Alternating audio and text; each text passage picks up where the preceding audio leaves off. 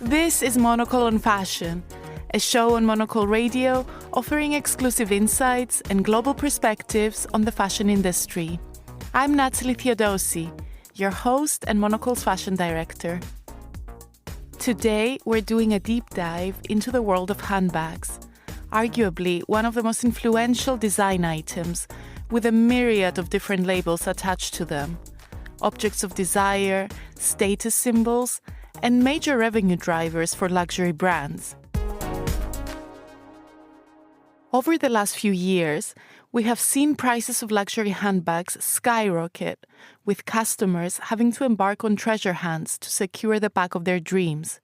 A whole new type of job, luxury sourcing, has even emerged in the fashion industry to meet growing demand. Luxury sourcers these days scour boutiques all around the world to secure the latest it bags or rare vintage finds for their customers. But what creates desire to begin with? And why do some brands manage to effortlessly create one hit after the other, while others struggle to get through? Is novelty always the defining factor? Or does an object become more interesting with time, with scratches and scuffs acting as conversation starters, signs of a life well lived? These are some of the many questions British film director Joanna Hogg asks in her latest short film, Autobiografia di una borsetta, or Autobiography of a Bag in English. The film was commissioned by Miu Miu, one of the most desirable luxury brands of the moment, as part of its ongoing Women's Tales film series. Hogg is the first British film director to take part in the project and was particularly drawn to the fact that there's no brief. Directors are given carte blanche to tell any type of story they want. Hogg decided to make a Miu Miu handbag her protagonist, a mini white tote featuring the brand's signature quilted leather. She tells the story of the bag from the moment its young owner takes it out of its dusty pink box to its last days, worn out and forgotten in a rainy field. I sat down with Hogg to speak about the experience of creating the film, Miuccio Prada's influence in the worlds of fashion and culture, and her perspective on what makes a handbag design desirable. As an avid bag collector herself, she has plenty of insights to offer. Let's hear from Joanna Hogg.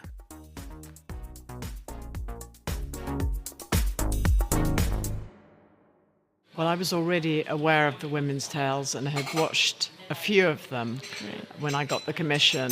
And I mean, there were many things about the invitation that excited me. One, I already was a fan of Women's Tales, the ones that I'd seen so far, but also have loved for many years what Mrs. Prada's doing, not just in fashion, but in cinema, in art. So, incredibly influential, and I've always loved what she's doing. So I didn't hesitate for a second when I was invited to do this. And it's also a really unique commission because there's no brief. It's completely open to the filmmaker what they want to do. And that was initially a bit daunting because I didn't immediately have an idea, of course. I wanted to really think about Miu Miu and think about what I want to do next. And then, gradually ideas. Yeah, it's quite incredible having a completely open brief, but at the same time, I can imagine daunting. So where do you start with something that's so open and so free? And how did you then reach this amazing idea about focusing on the bag and then telling the story through the object? Yeah. Well, I think initially I was just a bit worried about coming up with something interesting. So I wrote a few ideas in a notebook. I have been wanting to make a musical for a long time, so there was a phase of thinking, shall I make it a musical? But then at the same time, I have a friend who's just co-written a book that's about to come out that's about the prop in cinema. So he's investigating many different aspects of what, how the object or the prop in film is seen or not seen, as the case may be. And I think it's the first time a book has been written focusing on that aspect of cinema. And of course, that made me think of what the props are in fashion. And I've always been a collector of handbags, so that quickly came to mind that it should be a handbag if I'm going to focus on an object. And then, the idea of making the handbag the protagonist, and it seemed immediately, I think I had a sense of wanting it to be episodic, because a handbag doesn't just stay in one person's hands. Maybe sometimes it does, but the idea that it can move through different stories, and the idea of it looking back on its life. And I didn't want to humanize the handbag. I wanted to show it for what it is, which is this passive object that can't change its life. It can't do anything about its circumstances. It's just blowing with the wind in a way. But at the same time, I wanted to give it a voice, and it's obviously a human voice that I've used. And so, there was very much this tension kind of in me about how much to humanize it and wanting to express it. It's interesting that you say you collect handbags, and I think there's such an emotional and interesting relationship between women and their handbags and the lives they live. So tell me a little bit about that on a broader scale before we look at the film in particular. Why did you collect them, and why particularly handbags, and why do you think more generally women, like all of us, have this attachment to them? Yeah, I mean, I don't know if I can explain sort of why or where I first started collecting them, but there's something very tactile about a handbag, and it's a container of things, and I'm always carrying around a lot of things. So as I've got older, I think with the handbags have got bigger and bigger, because there's more things. I've got more baggage in a way, and but I just love the different shapes that they come in. I am sort of drawn, because I love fashion. I am drawn to what different designers are doing with handbags, and it's there's something just very, very satisfying about the different shapes, and that it's something useful. It's not. Yeah.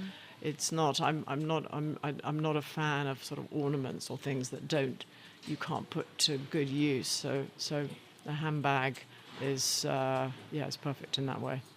And I love what you were saying specifically about that balance of humanizing the bag, giving it a voice, but also highlighting that it is an object. So what were kind of some of the main themes and messages that you wanted to convey through this object? Yes. Well, I saw very much the film as a kind of Bildungsroman, so a film or a story that is a moral story in a way about something, and that I wanted a certain amount of sort of philosophical thinking in it in a way. But a lot of that came from my own thoughts and feelings that I was projecting onto the bag in a way. I mean, there were so many themes, so many ideas that I wanted to pour into this story, but I very much thought of this sort of, the Bildungsroman has very, very particular stages. I mean, I was very interested to look at what makes a book that form, and what do I need, because I was talking about an object, not a person. Normally those novels are about a person coming of age, about their sort of moral education, and how can I do that with a handbag? So that was a challenge, but also really fascinated me to because I wanted it to have an almost novelistic, epic quality, yet compressed into 23 minutes. Yeah. And it says a lot as well, I think, about desirability and how desirability works. Was that something that was on your mind? Yes. Well, I mean, I wanted to show different sides of that, and it goes from the family at the beginning, and the daughter who is given the handbag, who loves it, doesn't want to part with it, until something happens, and then with the second story, I think the handbag is a kind of refuge in a way. So it's not the same desirability, but it's a sort of need to have something precious and secret from the other difficulties that are going on. And then, without going through the whole story, but I wanted at the end to leave with people who have no desirability actually for this object. Well, they've got a different kind of desire that the handbag understands, which is a desire for freedom. So it was trying to express all these different ideas in these different stages that the bag goes through. Yeah, so fascinating. And also another thing that kind of came out was, do you find that an object, whether it's the bag in the film or more generally as well, does become more interesting, more desirable when it has lived a life and when it does feel a little bit torn and worn out and there's stories attached to it, versus when it's kind of brand new and clean and perfect looking?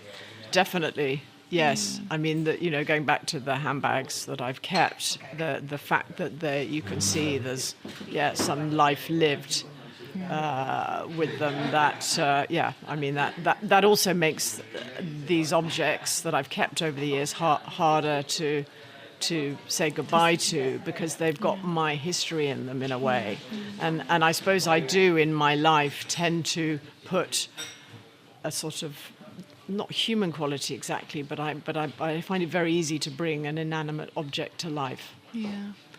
I was also really interested when I read that this is the film that you shot yourself, you did it all in Italian. What was the challenge and also the appeal of doing that? Well, having got the invitation from Miu Miu, who are a brand who I see as very adventurous and about challenges, I thought, well, I have to take that up myself in some way and go into territory that I maybe haven't gone into before, or play a role that I hadn't done before. And I'd already had an increasing interest to shoot a film myself. So that idea popped into my head, and then actually I dismissed it very quickly because I thought I can't possibly do that when I'm doing something for a brand like Miu Miu, and then I pushed it, just in myself, and just thought, well, I've got to take this is an incredible opportunity to try out something that felt risky, might not actually work out. Yeah.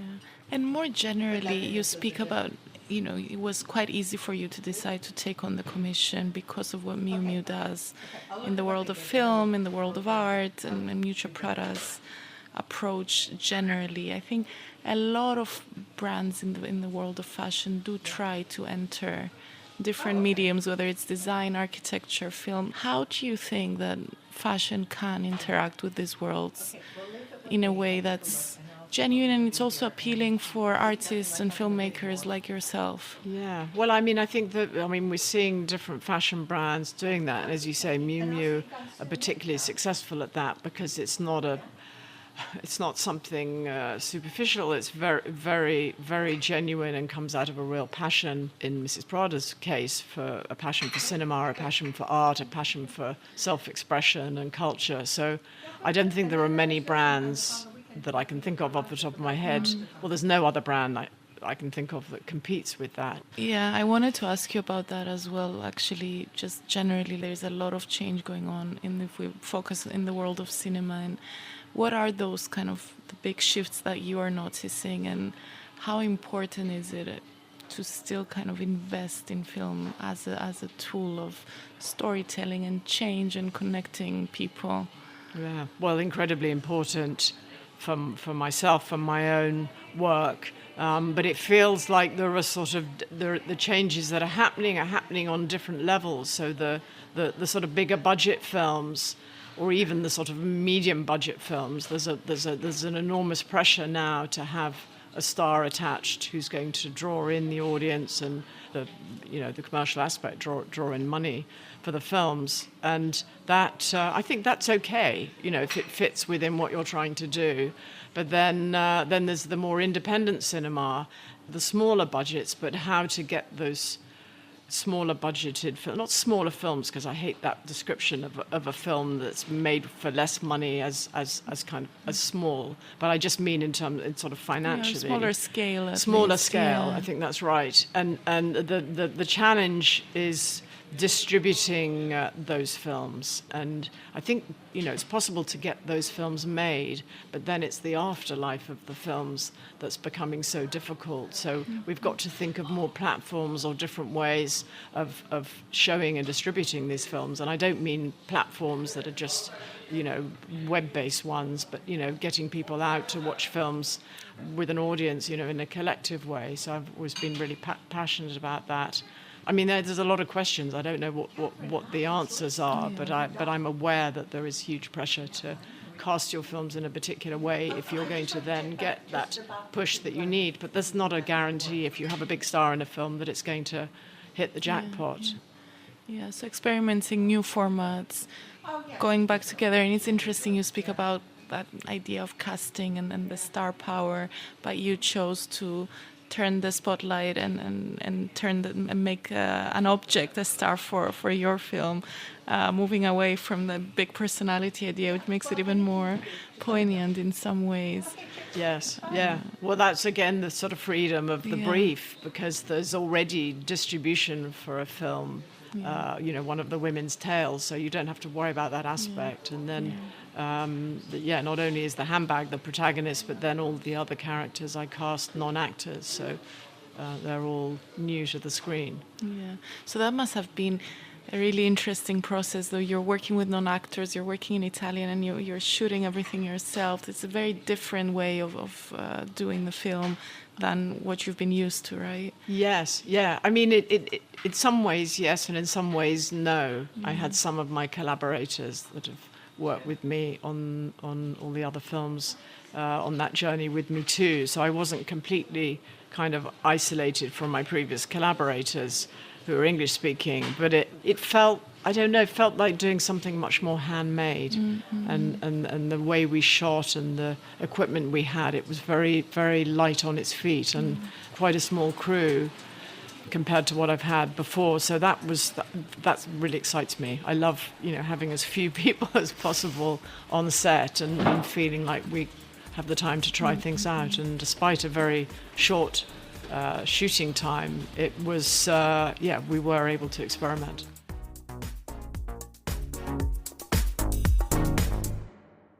That was Joanna Hogg, renowned film director and the latest participant of the Miu Miu Women's Tales project. After my conversation with Joanna, I continued to think about the psychology of designer bags. Why do we place so much value on a single object, elevating it beyond its basic utilitarian function? To help me delve deeper, I called on Sophie Grove, editor of Konfekt magazine and one of the best thinkers I know. Sophie talks me through the handbag brands that she has been drawn towards recently, including the amazing Polish brand Hilak. We also talk about the diminishing popularity of logos and the importance of history and craft in cementing a bag's status in the worlds of fashion and design. Let's hear directly from Sophie Grove. It's so interesting because since we sort of booked in to talk about this, I've been studying people in the street, women sort of sitting in cafes with their bags perched just adjacent to them. And I started reflecting on how bags, handbags are little identities. They're really an extension of self. And I've always been really fascinated with the way they you collect things and amass objects in them and then carry them everywhere, these little vessels. And I remember my mother's handbag always being this very sacred thing that you weren't actually allowed to rummage in. That was the absolute taboo in our household. You had to bring the bag to her and she would get things out. So I think as children you kind of elevate them in your mind, and then they have this essence of being really grown up and really your sense of identity. So they're much more than just kind of practical objects. I couldn't agree more. And I think usually the conversation is that shoes are a lot more emotional. But I found that, especially as I grow up and I'm working, I'm traveling, there is a lot of emotion attached to your handbag as well, and almost a sense of safety because, as you say, you carry your life in it. It's like a vessel of all these objects that you need, and there's the privacy element as well, right? Exactly. I mean, it's one of those things where they are part of your armour, and that's, in a way, that's one of the most wonderful accessories of being a woman. Actually, you can see they didn't have pockets in female clothes in the past. They didn't have pockets on the inside of a jacket like they do today, a bit more. So I think historically bags were just so part of that kind of like arsenal of getting up and getting out, and the kind of Queen Elizabeth sort of lipstick inside, kind of ready for anything. But it's interesting. I really like bags that are quite robust and kind of an entity in themselves, so boxy style bags. And I like satchels. I've always really gravitated towards satchels since I've been actually a child, and I still love satchels. They feel sort of like this slightly military toolkit on your body. And I think they are really beautiful as well, just that kind of saddlery, that kind of heritage from, that really wonderful leather making workshop, the kind of equestrian heritage I really love. And talk about your signature bag, because I see it across from me on our desk every day, and it's so beautiful. I think it adds such an elegant touch on the desk, and it's become a real part of your uniform, no? Well, it's funny because I was in Warsaw and I found, actually we were always sort of looking at this wonderful designer, Sofia Chilak. But then I was in the shop and it was just, I really gravitated towards this little bag, which is brown, and it's like kind of like a basket made from leather. But now I have it, and people just talk to me all the time about it. It's like an opener. Even the other day I was on a BA flight and the stewardess came over and was like, great bag. And it was really, I've never had a bag that's actually a talking point. So that's been really fun. It also sits down like a little basket, because I also love baskets, as you know. And then I have another bag, which is also very boxy, which is from Satsas, the German company, which was designed by Dieter Rams, who's an industrial designer. And it's the only accessory he ever designed, because he obviously did a lot of Braun products, amazing Vitso shelves and things, but then he designed it for his wife, because I think he was attracted to the kind of really practical side of the female handbag. So he watched her and kind of observed how she used it. And then he made it to kind of pop open so you can see everything at once. So you're not kind of rummaging. It does look almost a bit like a kind of radio bag that you look like you're going to an interview, because it looks like a kind of really technical bag, but it's very beautifully made. So it is. Sometimes I think maybe I look a bit too ready for anything in a kind of radio sense with that bag. No, I love that. And I love what you say, that it's an opener in a way. There's no visible logo. You can't quite tell what brand it is. So people can approach you.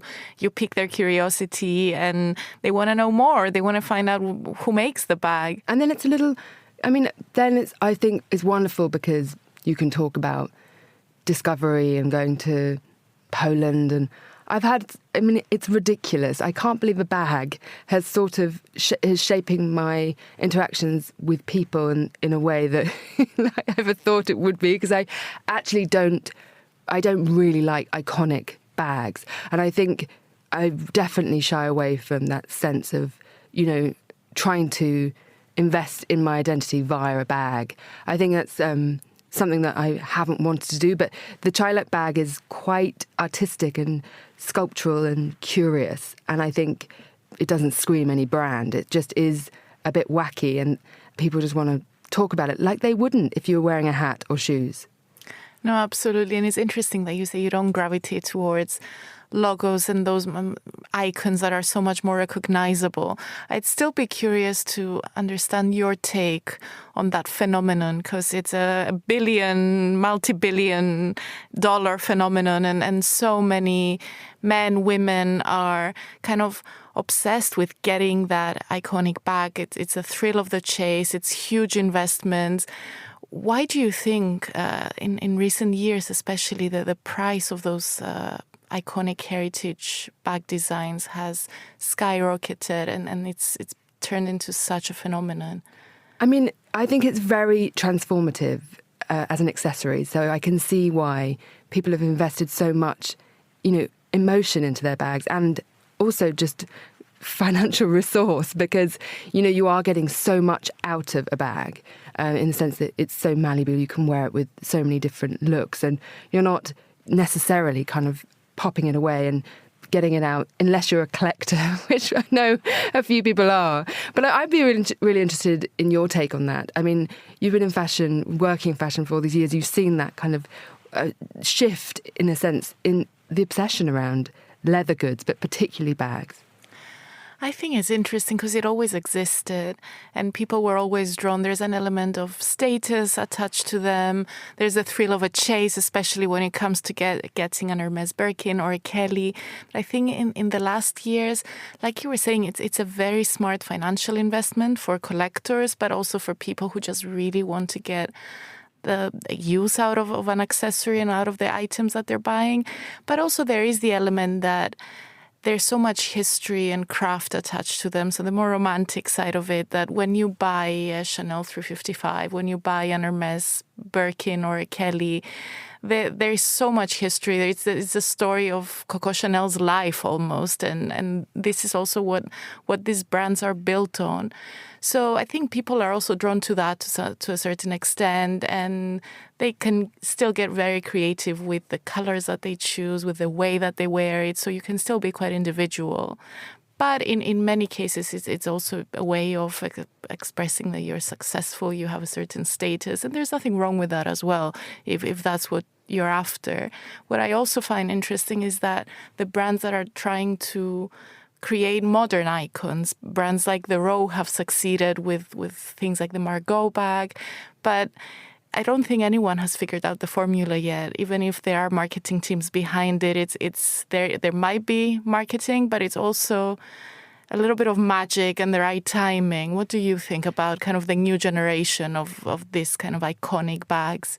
And I think it's so discreet and so nuanced, which I think is interesting because, in fashion, really you're looking for that very beautiful detail, and that is what communicates something. So somebody like Bottega Veneta, you don't necessarily look for a brand, but if you know the bag, you really, your eye is drawn to it and you clock it. So I think there's that kind of like language of leather goods and language of the accessory that is a bit subliminal. And I think that's why people are really drawn to, especially people who love fashion, are drawn to the bag. But also some pieces and bags that I've seen, and I've been to the Hermes factory or workshops and seen them made, they're so robust and they're so resilient. There are this essence of quality. So, that you're holding them in your hand and you really feel that there's something there that is very, very covetable. And I can see, and I don't know if I'm describing it properly, but I think that there is something very permanent and, like you say, timeless. And there's a sense of that heritage that is probably you're not going to find necessarily in any other garment that you'd wear. Maybe a jacket has that sense. But it's amazing that even now in the secondary market, you can see bags that are quite well worn. Actually, there's still so much life left in them. So I think that just speaks to why people are so instinctively just drawn to the bag. Absolutely. And it's interesting that you speak about the secondary market and bags that are well worn, but because I think in many cases now there's a lot of renewed appreciation for those well-worn bags and things don't need to look brand new and perfect. If there's a scratch, it's actually a good thing, and there's stories attached to them. And that's what Joanna Hogg kind of touches on in her film for Miu Miu. What do you think about that? Do you find that when things age, when they've lived a life in a way, does that become more desirable to you, or do you always feel the need for something kind of new and sparkly? I mean, I love that kind of sense of the weathered piece that's really been around the block and, the different lives that it's lived in any piece.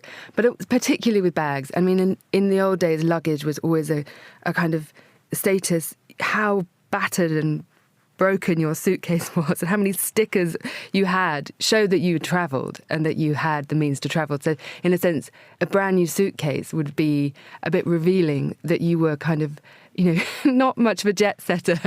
So I think that's changed. It did change. And I think Rimowa and different people recently with campaigns have shown that the battered suitcases is also, there's a lot of storytelling there and there's a lot of kind of intrigue there. But with Joanna, she's really looking into that wonderful adventure that some of these accessories go on and, passed down, stolen.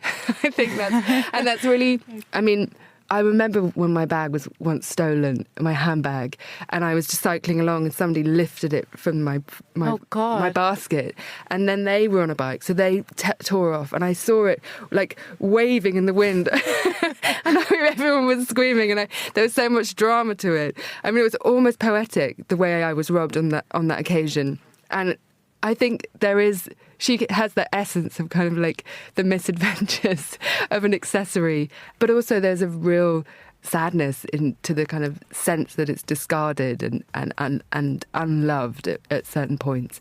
The sense of how coveted that bag has been and then how sort of discarded and unwanted it is at the very last moment is very beautiful. But I think one of the really beautiful things about the film is it shows these things need to be used, and I think there's a real sense that utility is part of the beauty of a bag. That was Sophie Grove, editor of Konfekt magazine. You can pick up the new spring issue of Konfekt on all good newsstands around the world. And that's all for today's show.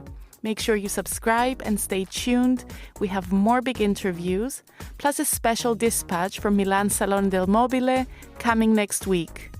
Today's episode was produced and edited by Lily Austin. I'm Natalie Theodosi. Thank you so much for listening.